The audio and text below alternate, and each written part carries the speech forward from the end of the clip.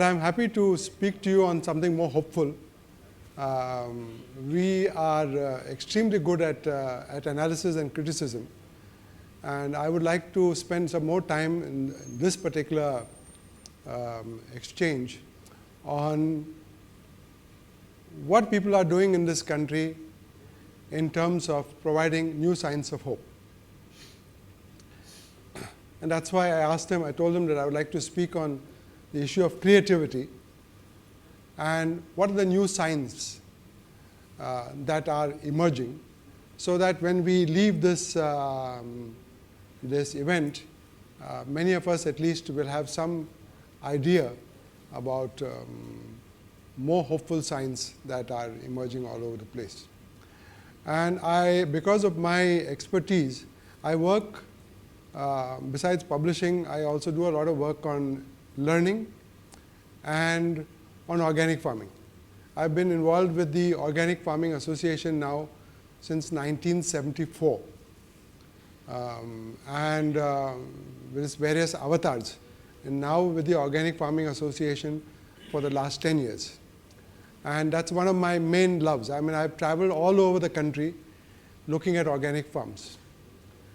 And the second major interest is on learning, because the cultivation of the soil and the cultivation of the human being more or less follows similar principles. They cannot be, you cannot have principles in one which are contrary to the principles that you are using in the other. So if you are a good organic farmer, you will also be a person who understands very naturally the business of learning. And you will be a good creative person as well. And since it's more practical, the things people are doing to raise food or to raise kids and children, I thought that that would be something that would be more interesting to go into right now during the course of this presentation. If you look at agriculture, whatever India has done, it's supposed to be one of the biggest, most competent agricultural societies in the world.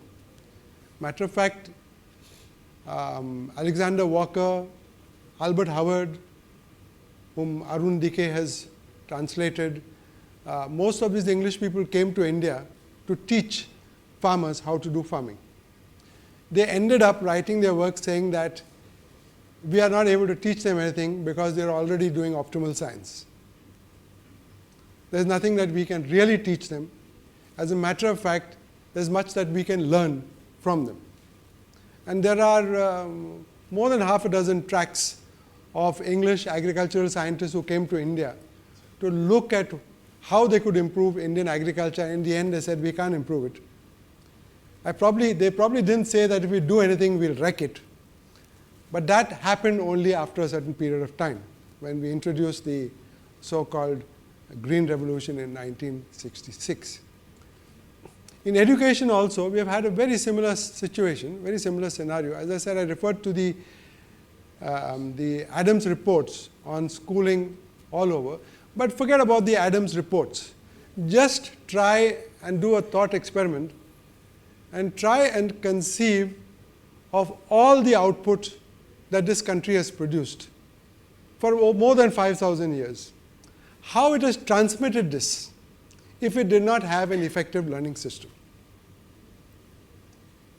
It's physically impossible. It's physically impossible for a society to maintain itself for so many centuries without successfully replicating itself. And not just replicating itself, each generation adding on, each generation subtracting, each generation modifying what is happening. So, a priori, you can say that a society that has lasted for 5,000 years, I'm just taking a minimum, could not have functioned without a very effective education system. Because education is basically transmission. At least that's what the way we understand it today. How do you transmit? How do you transmit competence? How do you transmit knowledge, etc.? And how have you done it? How did this society survive with its philosophies, with its yoga, with its language, with its music, with its dance and all that without an education system? They had something. We didn't even look for it. We assumed that it was different. Like when nowadays they use different type of terminology. If you go to Wikipedia and look for universities, you won't find Nalanda and Takshashila there. They are given a separate category as institutions of ancient higher learning. The real university begins with Bologna in 11,058. That's according to Wikipedia, which is all written by Westerners. You write anything on Wikipedia which they don't accept, they strike it out that same evening. So the university is not set up. India was not the first to set up universities. It's the Europeans who set up, because it's part of the mythology that everything good has always come either from Greek sources or it has come from Europe.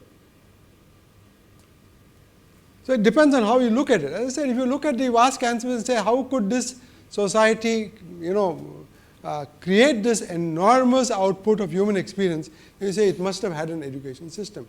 And it must have been a thriving education system, not a boring education system that we have today, where the first sign of happiness in children is when the bell rings for the recess. Not only the children, the teachers are happy when the bell rings for the recess. It's one of the most rotten systems you can have of transmission in the world. The system that I'm not talking only about the Indian education system, I'm talking about the education system in England, which is far worse, and the one in the US, where you have seen even children get out with guns and start shooting. So when I began looking at both these problems, I thought that they were interrelated.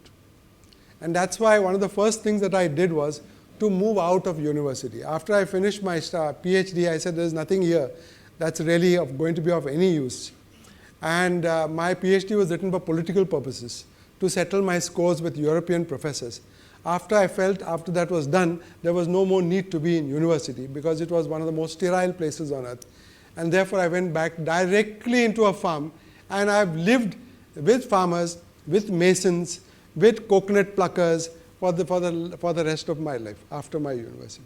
I've never been bored for a single moment.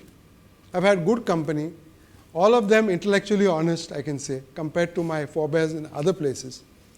And looking very closely at how they live life and how they function. When I was running a farm, we were 65 kilometers away from the nearest marketing center, and we had to tie some things up, some plants had to be tied up. And I asked somebody, go to the market and bring rope. So the person had to get on a motorcycle, go all the way 55 kilometers to Mapsa town, bring rope and come back. And one of my workers who was working on the farm saying, why do you do that? It's not necessary, because we can manufacture rope for you here on the spot. So I said, now how does somebody manufacture rope? Okay, we have coconuts and rope is made from coconuts.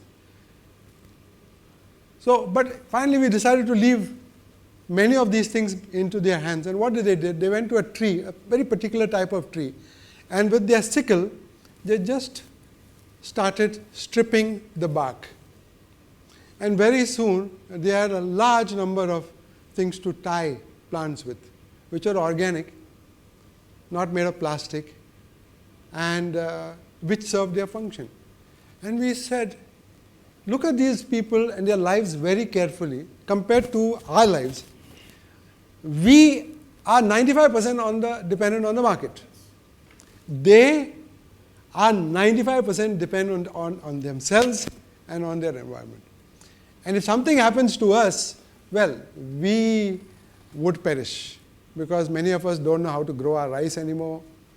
We don't know how to make an income anymore without offering ourselves in employment to somebody else.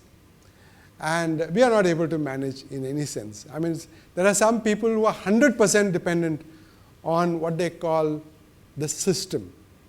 The system has to give it either through corporate or through a bank or through government or somebody. The system has to make available your livelihood so that you can survive. But if you don't have that, you can't survive at all. You're in abject penury, all your mortgages cannot be paid, and you're out.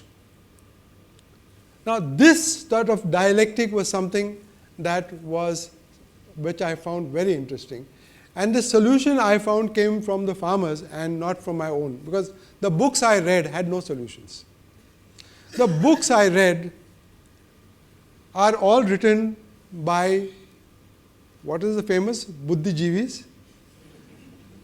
The skill of a Buddhijeevi is to be able to quote the stuff of 10 other guys or 50 other guys and put it afterwards as his product with neither an ending or a conclusion.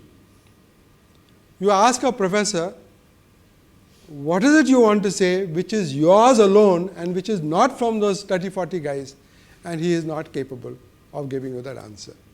And I do it now as a nuisance at most conferences. If I find any youngster starting to deliver a paper and he quotes even 2 paragraphs, I stop him on the spot and I tell him, now you stop quoting, please close your paper and please tell us your story of what you want to say.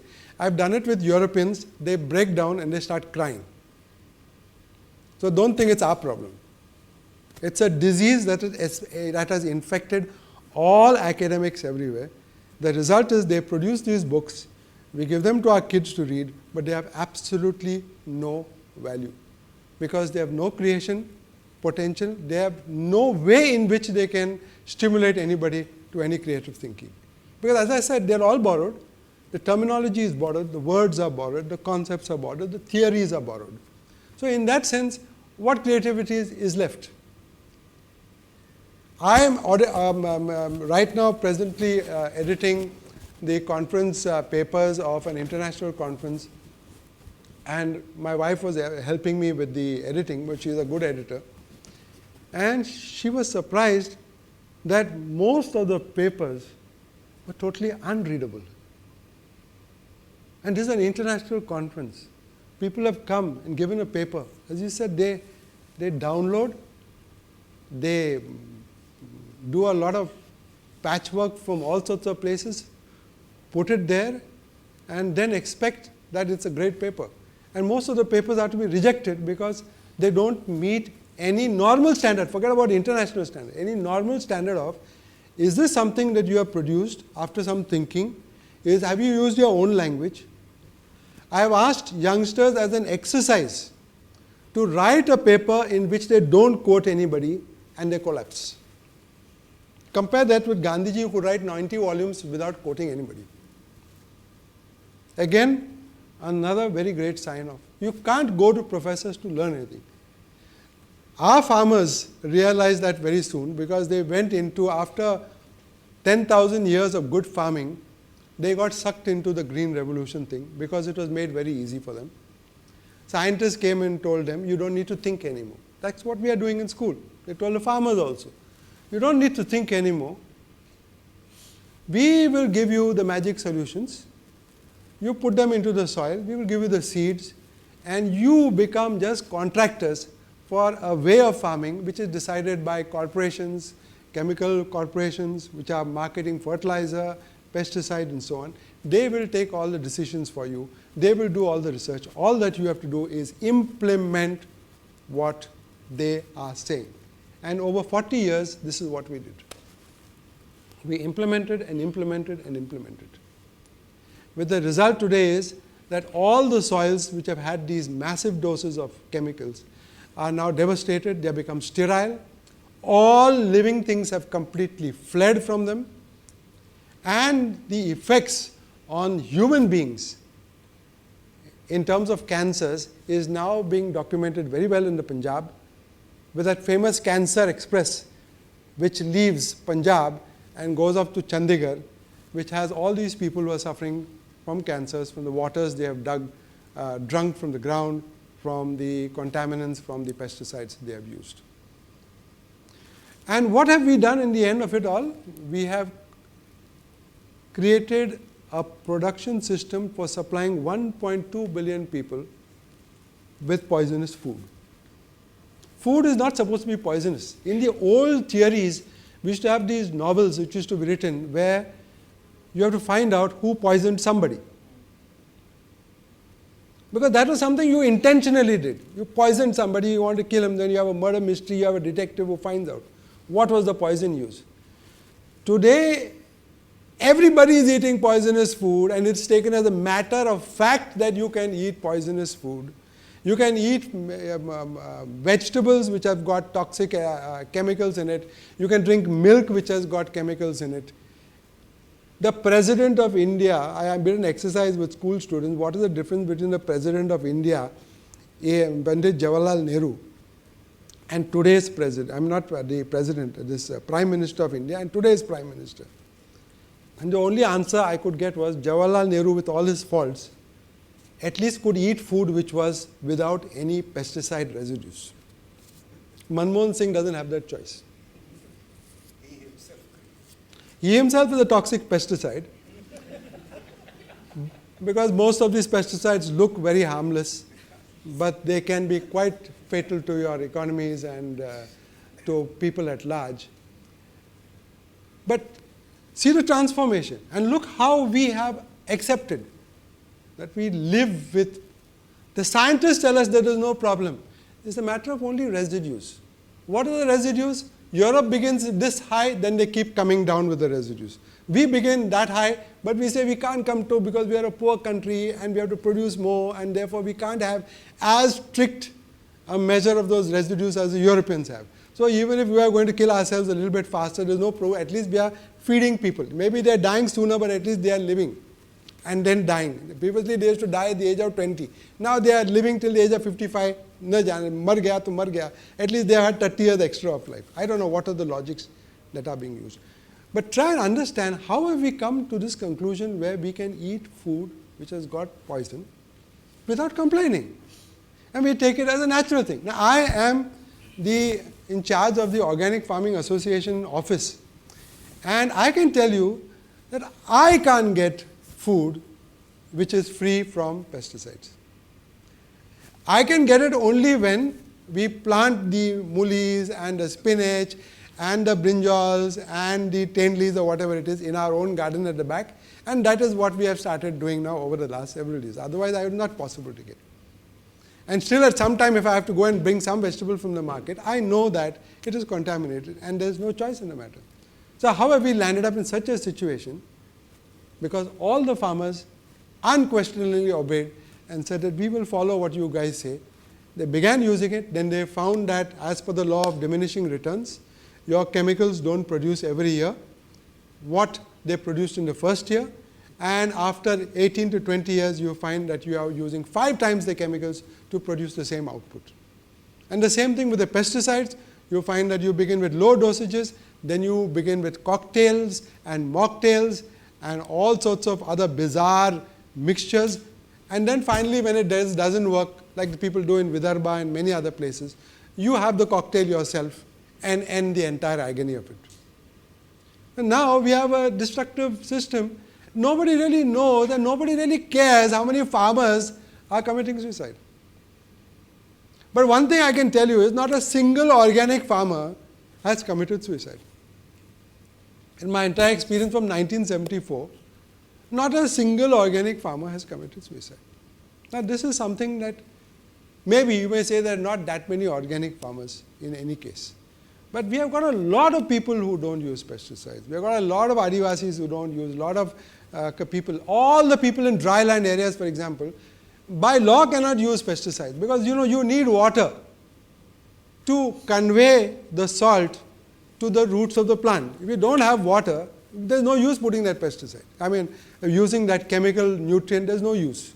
So all the dryland areas, which is still the bulk of the land in this country, is still not using chemicals. They're not using NPK at all because there's no point in using it. A lot of the people in the high rainfall areas are using it without knowing that half of it goes into the water and into the rivers because the plant cannot absorb that type of nutrient. If you look at the theories of science in relation to plants, how plants survive, how they function, where they get their nutrition, 80% of the plant's nutrition is oxygen and carbon, both coming from the atmosphere. Okay? 17% is nitrogen, also coming from the atmosphere. 3% is what they get from the ground in terms of minerals, trace elements, etc., etc. If you want proof of that, go to any forest and look at the forest. Do you see anybody putting fertilizer for the trees? Have you gone to see the Amazon forest? Have you seen anybody putting any chemicals there? Have you seen anybody spraying the Amazon forest to keep it alive? No. All these things are growing without any chemicals because the plant is designed to survive with only the stuff that it gets from the air. Now, why is it that our modern agricultural science reverses everything to put 97% in the ground and assume that the remaining 3% they get from the air? Now, I explain. I have spoken to so many agricultural scientists. They are not able to explain. Why is it that our theory of nutrition of plants is just the reverse? Now, because it's the reverse, it creates havoc. If you take a child and keep on pumping it with all sorts of junk food and all sorts of carbohydrates and milk and butter and cheese, what happens to the child? It becomes a symbol of ill health, obesity. It's not able to look after itself anymore. It becomes sick. It's sick for the rest of its life. I'm very, very unhappy with children who are parents don't even see that their children are becoming obese. Because that type of imbalance will never leave that child, I don't know for how many years. So we see things in front of our eyes and we don't want to. Now, many of the organic farmers realized this. They said something is going wrong because they found that bees have disappeared, birds have disappeared, the termites have disappeared, the earthworms have disappeared. Earthworms, according to conventional scientific evolutionary theory, which is the builder of civilization because the earthworm creates the soil, is in modern agriculture removed from agriculture. Now you say, "Ye kya hua hai?" Now, who is this great scientist who created this system? Something that is being supplied to you naturally by an earthworm is now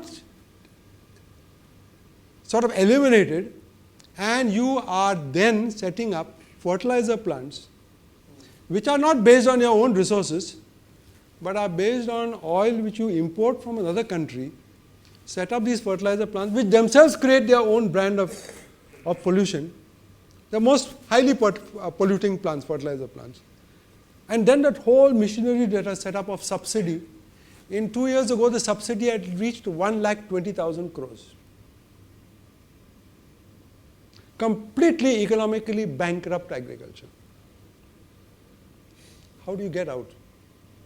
There is nobody to show you a way out because the professors in the universities are all teaching chemical farming.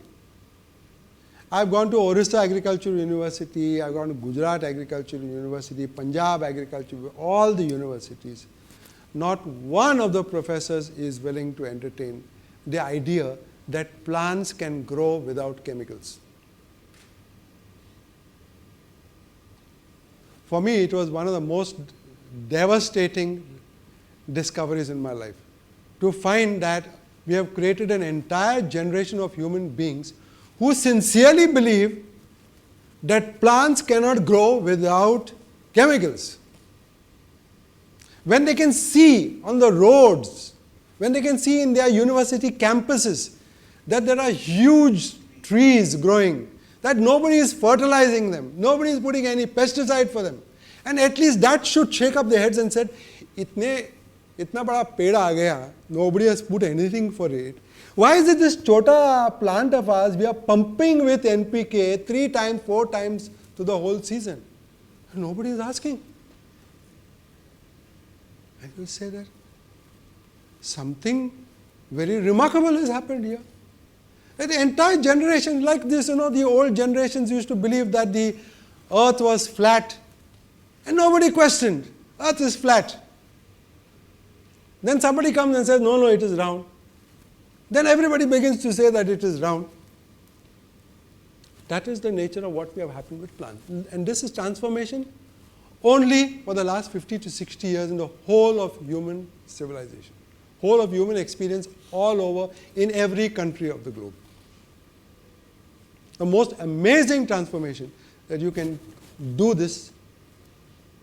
A plant cannot grow unless you have doses of NPK. This is the Planning Commission. The Planning Commission has now become automatic about it. They say if we reduce NPK, production will come down this much. If we increase the NPK, production will go up this much. It will become an automatic correlate as far as they are concerned. So their constraint on production is only fertilizers and chemical fertilizers, nothing else. Now this is where the organic farmers said that if we have to find a solution, we have to find it for ourselves. Because university mein jawab milega nahi. Nobody is going to teach you. There is no book that is going to teach you how to do farming again, how to look at the plant, how to look at the forest, and how to see how to do farming again. And that's when I saw this very great, remarkable regeneration of creativity among farmers. Because whichever organic farm you visit now, and there are hundreds of them, I've documented some of them in that organic farming source book. Whichever organic farm you visit, it's different from the next. Not the same. There are no two organic farms the same. Whereas in chemical farms, you can find them all uniform. The crop, the pattern, the pesticide sprays, the water requirements, all that is the same. In organic farms, you will not find one identical to the next. Why? Because once again, it's the individual mind which is working on his own resources, his own field, the resources available to him, the plants available, the crops he is going to grow, what are the deficiencies in the soil, and everything done on his own. And over the last 15 to 20 years, the farmers have changed the entire nutrient input system for the soil. Now they don't look after plants anymore. They say, ye to hame pata hua hai. There are organic farmers in Tamil Nadu who have told our association officially, there is no more need for any more training on organic. Samajh gaya. We have understood. They have this panchakavya which they make from the 5 elements of the cow. They know how to ferment it. After 18 to 20 days, they mix it with the water. They let it go into the fields. They know that that panchakavya is a good medium for multiplication of beneficial bacteria. Those bacteria are doing what the NPK was substituted to do. And they are producing the nitrogen, and they are producing all the other things that the plants require. And I have come across now farmers who say, अब 5-6 साल के लिए हम पंचगव्य हम दिया है जमीन को, अभी वही बंद किया. Now we have stopped that also. Now we have reached exactly the same situation as in the Amazon forest. We don't have to do anything. We have reached a stage of do-nothing farming because that is how the forest behaves. So if you are able to replicate the principles governing the growth and the maintenance of a forest on your farm, then you have succeeded. And that's the best thing about organic farming that has emerged in the last 15 to 20 years. A remarkable array of guys who are able to master anything, any technical problem, come with solutions. We had 2 conferences in the University of Agricultural Scientists, Agricultural Science in Hebal in Bangalore in 2010. They were held on the same days. One was a conference run by association where we had 28 presentations done by organic farmers. And the other conference was an international conference organized by agricultural scientists. I was amazed to find that the Vice Chancellor of the university was sitting in our conference, and the conference organizers for the international conference had to come to us to object that their participants were sitting in our conference because buildings were about 10 minutes apart. But even scientists in the end knew where the good thing was. And the Vice Chancellor was asking us, how is it our scientists are not able to do all this? These guys were speaking from experience. They are not like these university professors I spoke to about, who cannot write anything without quoting 5 people. They were telling their own stories of how they had managed their plot, what problems they had with chemical agriculture, how they remedied that, how they rehabilitated the soils, how they began to even look for good original seed, not seed that was chemically treated, not hybrid seeds, open pollinated seeds, how they began to grow them, how they had forgotten the art of maintaining seeds. All of them for 40 years. जाते थे market को, is to buy packets of seeds and put.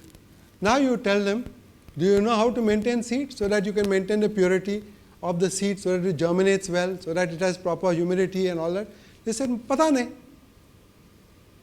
Imagine farmers have reached a stage where they don't know how to multiply their own seed. Now the whole process, as we were talking, the whole process is reversing. There are even now groups which are restoring organic cotton seed, because Monsanto has ensured that all sale of organic, ordinary indigenous cotton seed is no longer available in the market. By one simple mechanism, their commission is on 1,700 rupees per kilo.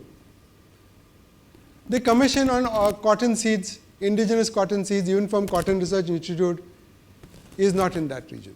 So obviously the dealer is only going to keep the seed from which he is going to get the biggest possible commission. So they have wiped out all the seeds. There are shops where you can't get this type of seed anymore. That's again the organic farmers who have started bringing this back. I was in discussion with Deb, who is an extraordinary scientist who has left his university and set up a farm in Orissa, and he is maintaining now 900 varieties of rice on his farm. And next week, with the help of our association, he is organizing a training course for 25 people on this basic thing about how do you select seed and how do you protect it from the elements and how do you keep it in such a state that it will replicate itself. See how much we have forgotten. See how much of valid knowledge we have just allowed to be extinguished. We have actually disregarded. We have said it's not ours. And then we expect to be creative, adopting a fully imported system which we never critically examine. Mr. Dr. M.S. Swaminathan and none of the scientists behind him ever examined what chemicals would do to the soil when they introduced chemical agriculture in 1966 under the advice of the Americans. There is not a single study available to show what would be the impact of this type of chemical infusion in the soil, what it would do to the soil biology, and how it would create a problem not only for the soil but also for the human beings who would be forced to eat the product of that soil. Now, if you look at education, almost the same thing happened. What did parents do? They say, ये तो हमारा काम तो नहीं है. School has been set up. हम तो school में भेज दे दें. So everybody started sending them. Now in my generation, one can understand, I went to school in the 50s. Maybe some of you are not born at that time. At that time, the parents were not educated. The teachers were educated. Today, what is the justification for a PhD sending his child to be taught by an SSC pass? What is the justification?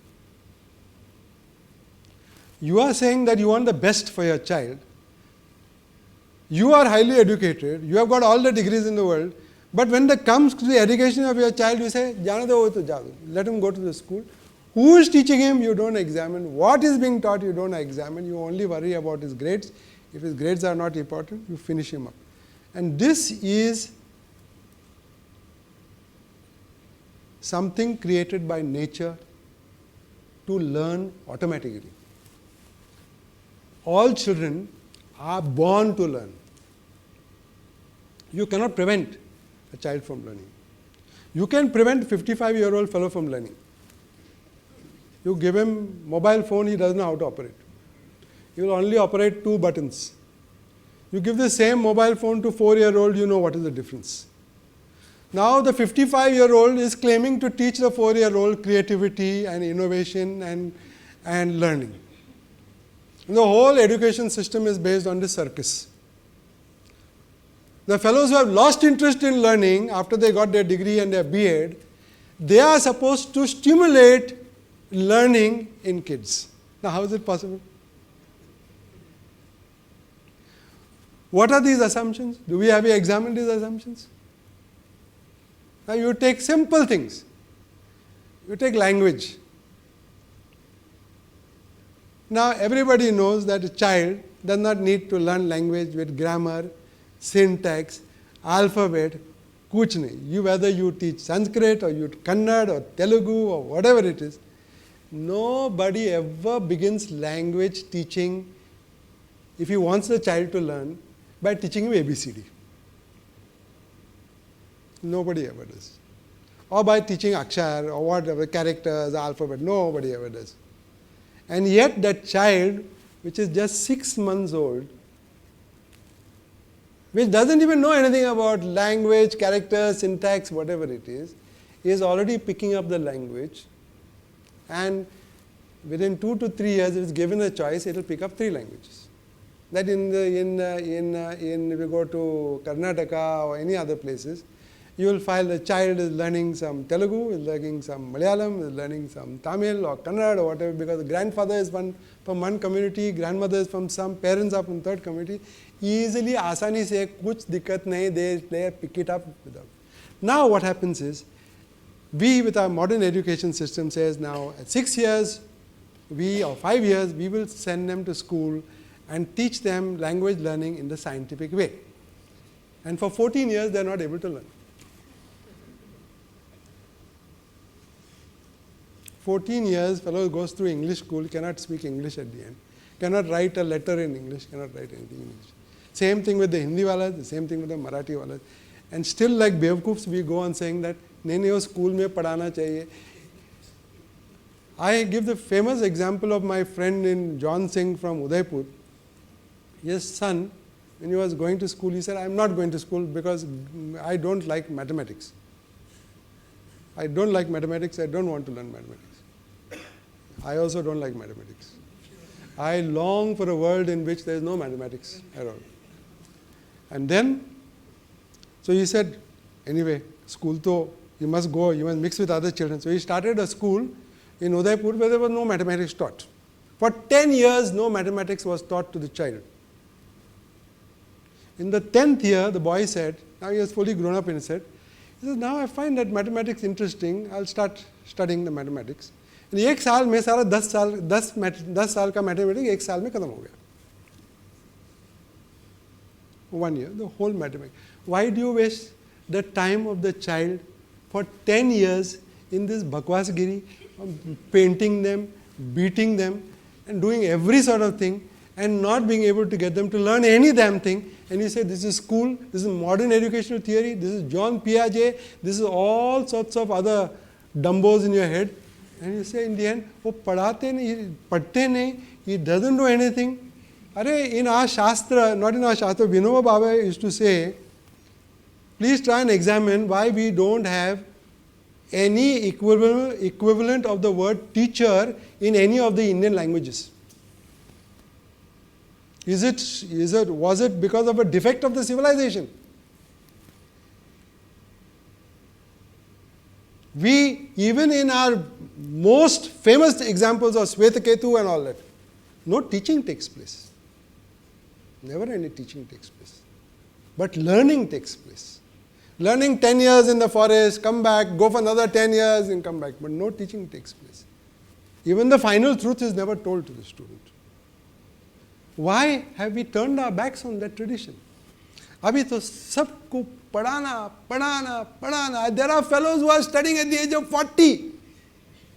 They finish SSC, then they'll go to BA, then they'll do MA.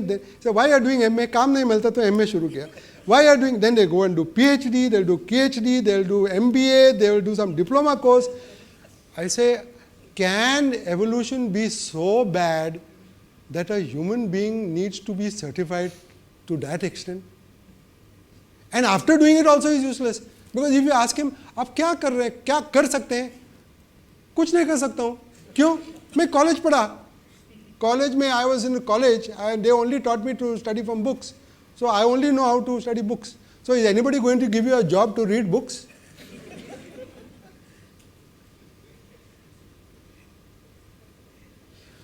A totally natural thing, we totally screwed up.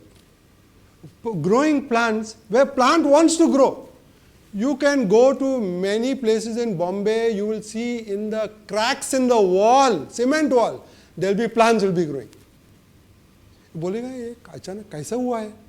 Nobody has put the seed there, nobody is giving the fellow water, nobody didn't do anything, but he is there in a very bright green, looking at the whole world, peeping out from some concrete parapet. And you say, no, we are growing gehu, we have to pump it. And in what sense have we to pump it? We treat it like Iraq battlefield. क्या? पहला तो लगाना spray, prophylactic spray, treat the chemicals, then give 3 weekly sprays and pump it with NPK, dressing, top dressing. इतना तो किया with so much of effort for इतनी छोटी सी. And we celebrate the human race, and we celebrate modern science and modern agriculture. Anybody coming from some other planet will say this is the biggest bunch of murkhs we have seen long time. Well, obviously, a murkh is what? He does things which nobody else does. Any normal senses a person will not do. So why would you send the children to school? Learning is taking place outside. The child is learning for 6 years with his mother, uncle, grandpa, learning 3-4 languages. The most complicated thing about education is learning languages. Because it's a very creative thing. Language learning is very creative. It brings all the creativity of the child. He is learning outside. नहीं वो तो बंद करो अभी अंदर आओ कमरे में बैठो सीमेंट पर बैठो और उस पर बैठो. And then I give the famous example of the environment education बोलते हैं. Environment education, they bring the child who wants to go and run on the tree, climb the tree. उसे नहीं वो तो बड़ा आधा अंदर आओ. उसका क्या दे किताब देते हैं उसमें this is a tree. The tree is painted on a book which has come also from a dead tree. He is also sitting on a bench which is a dead tree. ये सारा situation में उसको अभी बोलते हैं this is a tree and you expect him से environment education. Ministry of environment supreme court में सब दिया है, सब करना है. अरे लेट द गाय गो. नहीं पड़ेगा. अरे how many fellows, it's a joy to fall down from a tree, man.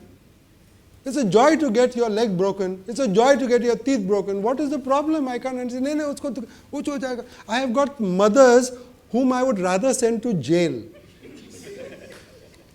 Because they sit and watch, and that child must be feeling I am worse than Sanjay Dutt. Because सारा नजर हमारे पर है. ये करना मत, वो करना मत, वो करना मत. ये क्यों कर रहे हैं? ये करना मत. I said, what is ये क्या हुआ है? अरे let the fellows be free. What is going to happen to them? In this society, we have got a most wonderful society. ये बोलेगा, if you are not there, somebody else will say, अरे बच्चा, why are you going close to a road? Get back inside. We have family, extended families. The whole neighborhood is a family. They take care of everybody. So we can let them loose, let them do what they want. I have got now families. I gave you the example on June 14th to 19th in Pune and Mahindra College. There are about 300 families coming. Everybody has removed their children from the school. Some are teaching something in the school, at the home, but there are many parents who are teaching them nothing. The children are learning. They are learning to read on their own, they are reading to write on their own, and they are far more competent than the children. I have now, because I have been involved with this movement for several years, I am seeing people now who are 20 years old, 25 years old, who have never been to school, who are perfectly mature, who have got such great confidence. They can talk to anybody, young, old, whatever it is. They can organize business, they can do everything for you. You get one MA today and ask him to do something, oh, मुझे पता नहीं कैसा, bank में पैसा डाल दो, कैसा डाल दो, मुझे पता नहीं, paying in slip तो उसको भरने को नहीं आते. So learning is outside, let it happen. The biggest mistake that we bring is to stop the learning and bring them here, then give them education. Education और learning में बहुत फर्क है ना. Education is what Macaulay wanted us to learn, and now what Central Sarkar wants to learn, and what Kapil Sibbal wants. Anybody looking at Kapil Sibal, doesn't think that he can teach anything to anybody. But he is running this enterprise, and we have all got to follow his dictates. And in right minds, you would send your child to learn at somebody's feet, somebody who knows something, who is wise, who is compassionate, who is gentle, and so on. You don't give them to government of India. The government of India is the most reactionary, the most uncreative organization in the world. It's a bureaucracy. Bureau का क्या definition है?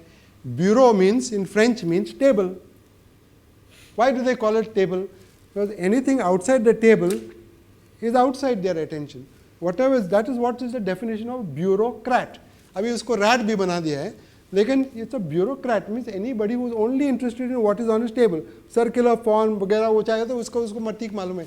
उसका outside nothing. So he will say that you study only these subjects, you don't study any of the other subjects. It is not necessary. And they made all sorts of rules. If you study arts, you cannot study science. If you study science, you cannot study commerce. Who has made these rules? They say 30 minutes lecture होना चाहिए. 30 minutes lecture होना क्यों? Why you have to have 8 subjects in one day? Nobody understands. अभी civics to शुरू हो गया. Now you are getting interested, close the book. Start the book again. Physics शुरू है. You are getting interested, close the book after 15 minutes. I said, I think that you can have a comedy show on the present education system. And to think that so many educated people all over think that this is the be-all and end-all of their life. They spend close to 20 years with the education of their children. Give them money, give them pocket money, give them clothes, give them this, take them to the best school, take them for vacation, and they think that they are doing something. They are just destroying them. It's a mass slaughter system. So if you want to really find out what is happening, go and meet. It's not a bad thing. Nothing happens. As a matter of fact, people who have taken their children out of school say, "Itna bada hua hai, now we have no tension anymore." Absolutely no tension. Even if the child is playing video games, let them play video games for how many time? How long can somebody play video game? Tak जाते हैं, दूसरा कुछ करते हैं. I have not found any child. We refuse to trust the child. We are willing to trust the accountant. We are willing to trust the boss. We are willing to trust even the taxi driver. But we are not willing to trust our children. We know, we think and we assume children to badmash hai. Badmashi karega. We assume from day one that this guy will be a rascal, he will turn out to be bad, he will never be good, he will not earn anything, he will be a disgrace to society. I have got 5 million people who have gone to school, college, university, who have turned out to be drunks, beating their wives, who have committed suicide and everything. That is not important. No, this you begin by condemning the entire class of children and say that they cannot be trusted. They cannot be trusted to walk. They cannot be trusted to go out. They cannot be trusted to learn, because what they will learn, who knows what they will learn. So we have to channel their learning, we have to channel and push them, and we have to push them into arts or commerce or science. Arey, kya jindagi hai? Is life only arts and commerce and science? Is this what we have put with this brain, with these talents, with this ability to sing, talk, converse, dance? We have all to do only arts and commerce and science? Who created these disciplines? 12 professors in Harvard University in 1882. 1882.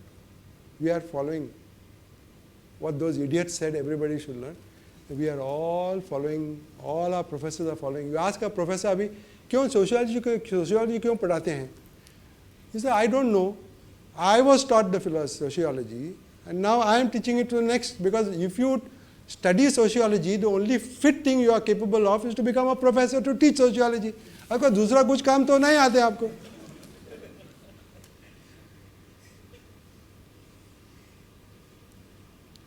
So all my pleas to you, and I don't want to go on ranting anymore, is to basically get into these areas because they are immensely satisfying. You are going and working in corporate and going in government of India, forget about it. If anybody wants to join the government of India as class 4, class 3, class 2, class 1, I said, Gaya. sacrificed to the human race. कुछ मिलेगा नहीं वहाँ. 99% the fellow will become a corrupt guy, and he will be completely a law unto himself. And by the time he reaches up, he forget about it. There is no way that you can salvage anybody who become government servant. Corporate क्या करेगा? उनका programme तो करना पड़ेगा. ये तो choice ही आपका ही है ना. आप तो करेंगे, आप तो कमाएंगे, आप you are your own boss. Moment you have to take your command from somebody, he is your boss. Is there any other rule in the universe? No. You cannot say I will take his money, but he will not be my boss. वो तो नहीं हो सकते. So all our youngsters, we are processing. ये तो मैं अभी आगे अंदर, they have put the word finishing school. English में, अंग्रेजी में फिनिशिंग का दो अलग अर्थ होते हैं. One is for finishing, means finish. The second finishing is also very significant. उसमें क्या बोलते हैं, वो गंदा आदमी है, वो अनसिविलाइज्ड है, उसको जूते पहनने का मालूम नहीं होते हैं, उसको he does not know how to talk. Then we have to take him and put him like dirty clothes in a laundry, clean him up, finish him up and make him a human being. वो तो दूसरा अर्थ है. Both are bad. Both are bad. You have to spend all your life trying to see how you can escape both. And if you can escape both, you are saved. Then you can do all the things of saving your soul, looking to see what is your real quest in life and all that.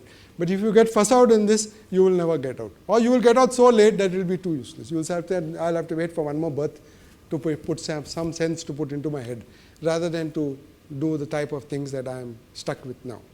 So I would like to persuade you to try and entertain. Many of you are parents.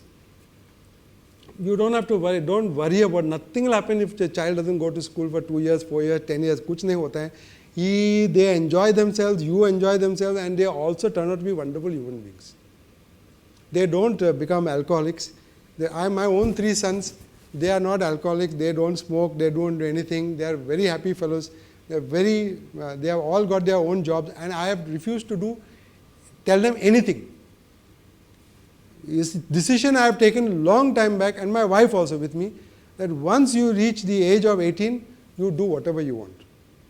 We will not correct you, we will not do anything. After you are a grown-up person, you do. You have to do it with children all the time. Let them free. Let them free.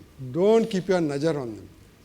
And maybe we should train the children how to trick their parents so that the parents look somewhere else for a change, so that they can do what they want to do. They want to be happy people. They want to be relaxed people. They want to learn. A child will learn 24 hours a day. You put him in school, he stops learning all the time. He will learn your subjects, but learning, what we call learning, that is the creative way of dealing with new situations, that he will forget. Because every situation that a child faces is a new situation. Every street that he is going to cross is a new situation. Every stream that he passes, every second day he passes the stream is a new stream. It's a new situation. He has to be able to apply his mind all the time afresh. He will not do that if he is in the school. If he is in the school or if he is in MBA, it will become case studies. अभी बोलते हैं MBA, student क्या पढ़ा है? No, I have studied 30 case studies. ये problem आ जाएगा तो ये case study ठीक है. This case study is good for this. This case study is good. All the world is solved with 30 case studies. The worst type of managers you could get, who have reduced the solution to 30 case studies. ये तो MBA. They take out some few lakhs from unemployed youngsters and cheat them and fool them and think they're making them good managers. So, and the other thing is, besides the children, do some farming of your own. I'm saying you don't have to have big 200-acre farms like you have. Even a pot, 5 pots in your kitchen, in your kitchen on your terrace, can get you good vegetables. I have people growing rice in cement bags, chiku plants in mud pots. कुछ भी कर सकते हैं. Entire terraces are growing food. And in the act of growing the food, you will realize what it is about life. Otherwise, nothing can really teach you about life. Act of growing food, plants, and looking after children. Don't think that bringing up children is something which is, I've found most of these youngster couples, the wife wants to work immediately. So within 6 months, the child becomes a problem. The wife says, you look after him. The husband says, you look after him. He says, I want to work, you want to work. Child has become unwanted. I've seen it in hundreds of families. The child is not asking. The child is saying, let me be. No, they think uska palan karna padega. 12 hours. Look, and they keep on fighting. Let the guy go free.